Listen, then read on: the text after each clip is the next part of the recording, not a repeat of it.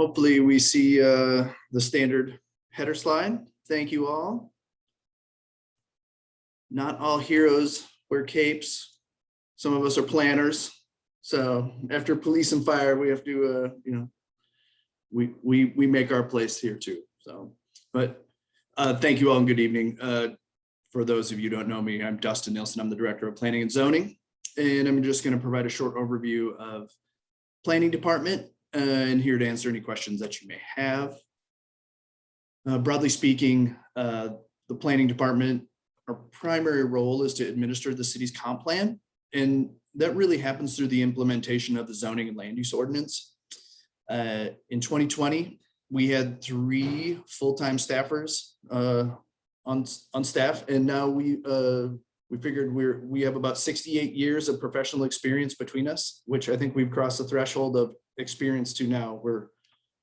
We feel vintage. So in 2021, there is another half-time equivalent, which is included, which will support some of our admin services, as well as provide some technical and administrative support for building. Planning really is one of the 3 pillars of the land development aspects of the city, along with the engineering and building. So we really serve oftentimes as the first stop for customers in the land development process, which oftentimes is the most discretionary, the most public facing, and oftentimes the most controversial. On the operational side of things, we are the primary city staff for a lot of the housing efforts. We administer the short-term rental licenses. We support urban renewal and technical planning. We execute commercial developments. We're responsible for economic opportunity and analysis, parks planning, historic preservation, natural hazard mitigation, recycling hazardous waste, amongst others that seem to come our way. Looking back on 2020, we not only continued the current review and workload of application materials, we made significant progress in some of our longer range planning efforts, including the middle housing zoning code update. Right now that's being wrapped. The transportation system plan, fee in lieu of parking regulations were revised in 2020. We executed some historic building conversion regulations that not only provided opportunities to reuse buildings, but also make an opportunity for affordable housing or housing opportunities within the commercial zones within the city. We were members of the performance improvement and process improvement process through the city, looking at our development codes and how we execute and work through active applications. We supported the development and approval of the parks master plan, implemented a expedited land division process, permitted the first 3 multifamily developments in the last 17 years. So this being done during the pandemic, a lot of these accomplishments really required some new approaches to collaboration and workflow with our other departments, agencies, and with citizens. And really we accomplished this by becoming mobile equipped. All the staff is pretty mobile at this point. And we remain networked through some tech investments available through the city. We relied on the online meeting platforms to carry out our public hearings, like Planning Commission, the Landmarks Review Board. We conducted at least 4 different surveys and outreach over the course of the year, all online. We established a nearly complete electronic submission process for application submittals, routing, work, and archivals. We set up a greater access to the public through the web and electronic devices with some generic group accounts rather than relying on person-to-person. We conducted our open houses through online surveys and rather than directed interviews. And we returned and are returning to some extent to the use of some consulting services to handle some overflow to reduce the amount of processing time. And as we, outside of that, we were really happy to support in some of the industry relief and response efforts when using the right of way for parklets, permitting outside and temporary uses. Really helped work on some of the curbside pickup in the industry meetings just to really be present with our partners as really they face some pretty dire circumstances this year.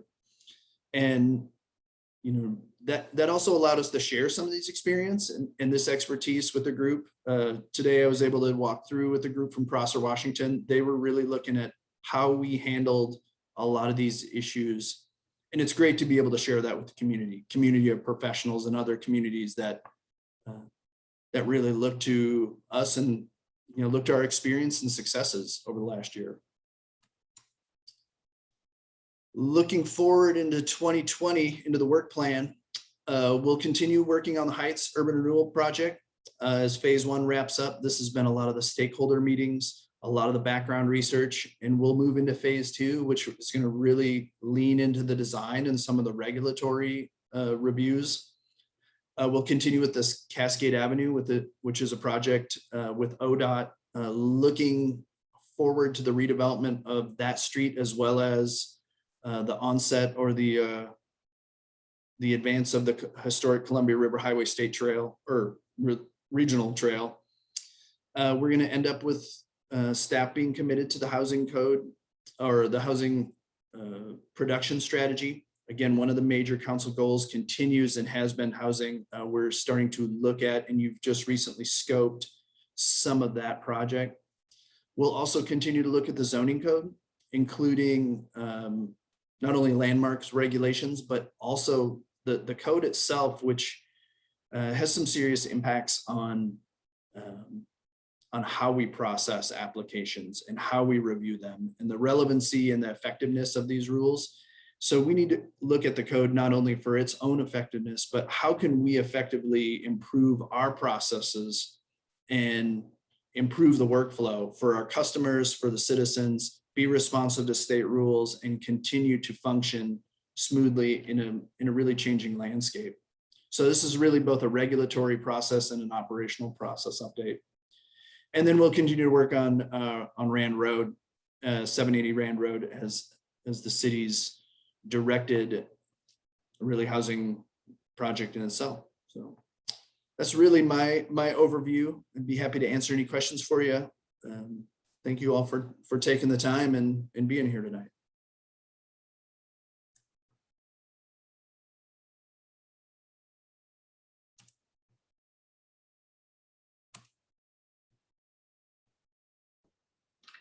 So the only thing I had a question on is the professional services is up, and that is specifically for, can you go over that again, Dustin? Yeah, we'll take professional services, and when we use subject matter area experts for housing, whether we reliance on economists, real estate experts, we will have some technical consulting help for that. We'll also rely on that most likely for, we're moving things around, for just really technical experts supporting our project managers. We'll use it also in some of the code audit as well. So I'll chime in there and say some of the specific projects, and there is continuation of the affordable housing production strategy. And let me pull up the other things that are specifically in there. Is the Rand Road continuation on the Rand Road stuff there or no? No. Okay. It is not. We'll be done with that. Okay. No, it's in the affordable housing reserve is where that activity occurs. So let me see. What I want to page- speak directly. Oh, sorry, Counselor. What page is that line item on? Because I think my book might be missing a page. 43. 40, between 42 and 43. It actually splits between contract services on 42 and professional services on 43. So some of the specific things we have in there is $25,000 affordable housing production strategy, $12,000 for application form update and rebranding, basically getting our forms electronic. And the zoning code audit is $35,000. And then just generally a structural increase of $15,000 to professional services contract support, which is just to get additional sort of the horsepower to get development plans reviewed more quickly. So is that only on the planning side and not on the building side, building department side? Yeah, that's on the planning side. So all of these changes are consistent with our process improvement work. So you'll see that their FTE actually goes down, but that resource doesn't go away. It's allocated between planning and building so that there's one person who can answer questions for multiple divisions at the front of house. And then we put additional resources where they're needed most, which is on identifying areas to streamline our process, our land use process, and review applications. That sounds great. I mean, hopefully it'll speed up the process for getting houses built. You know, the whole thing, the whole machine just being honed a lot better than it has been before. Great.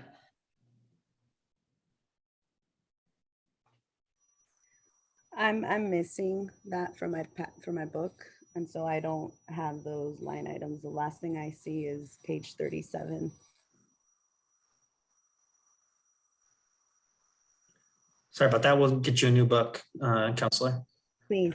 Dustin, the question that I had was, I just didn't see, you know, we have a very aggressive plan around housing for this year, and do you have the appropriate staff or all the staff that's needed to continue the work that we have planned?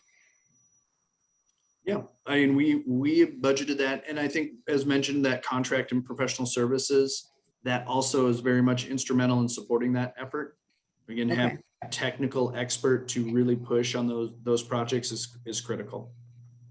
I also saw you talk about, there's a line item in here around printing services, and I only see that it was $100.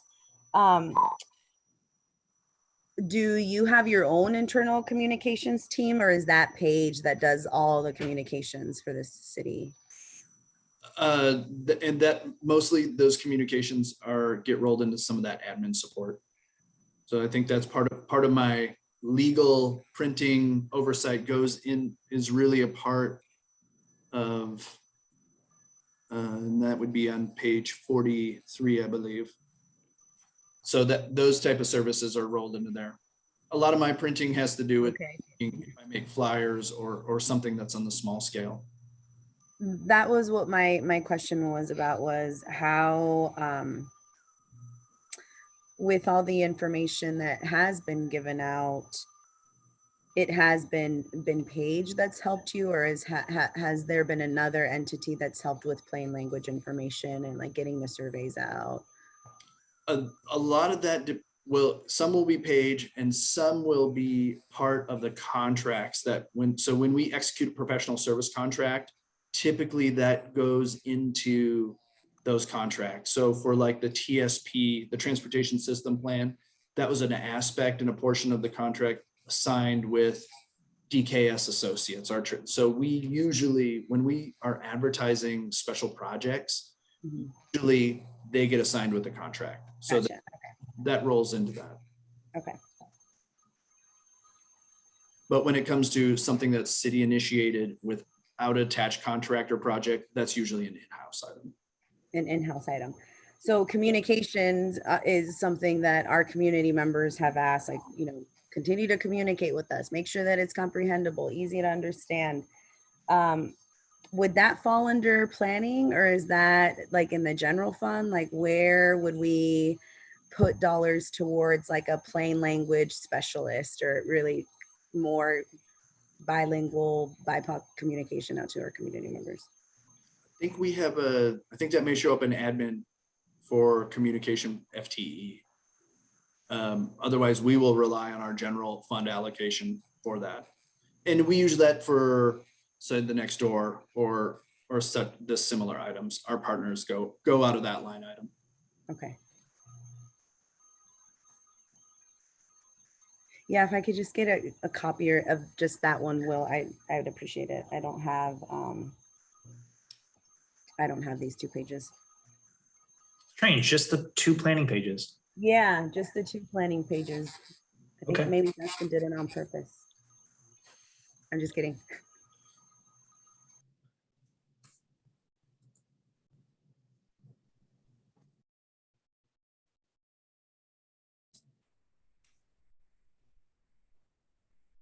Okay, is there anything else for planning, or next we sort of have a breeze through some of the smaller departments?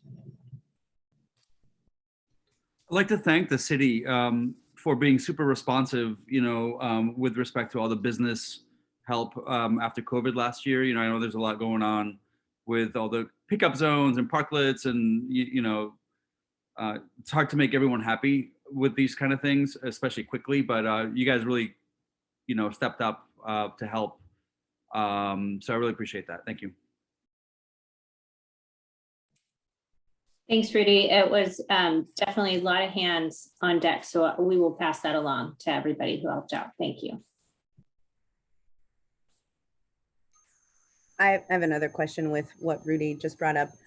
As a council, we really supported the idea to just support more businesses to provide parklets. Is that something that was added into planning, that we could have some reserve funds available for businesses who would like to start a parklet but just can't financially do so? That is not in the budget. We did apply to Travel Oregon, and I applied for, I believe, $80,000 with the intent to give $8,000 to $10,000 grants to anyone who wants to upgrade or create a new parklet. Unfortunately, we heard back on Friday that we were not awarded that contract. So it's not off our radar, but no, it wasn't budgeted with like general tax dollars.